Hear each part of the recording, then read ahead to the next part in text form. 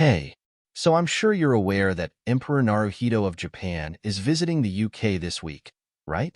He's going to be meeting with King Charles III and doing all sorts of official state visit things. But what's really interesting is that he's also going to be revisiting some personal highlights from his own time in the UK. You see, Naruhito studied at Oxford University in the 1980s, and during his time there, he developed a deep love for the Thames River and the City of London. He even wrote a memoir about it, called The Thames and I. And now, 40 years later, he's going back to visit some of the places that hold special meaning to him. One of the first stops on his itinerary is the Thames Barrier, which is this massive flood control system that protects London from flooding.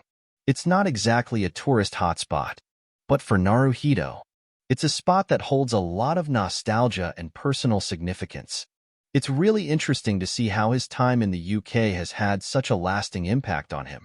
He talks about how liberating it was to be able to go about his daily life without being recognized as the future emperor, and how he was able to form deep connections with his fellow students and the people he met on the streets of London.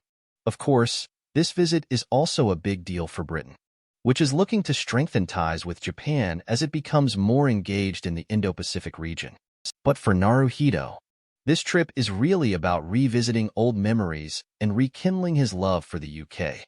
Anyway, just thought I'd share that with you. It's always fascinating to see how the experiences of world leaders shape their perspectives and inform their decision-making.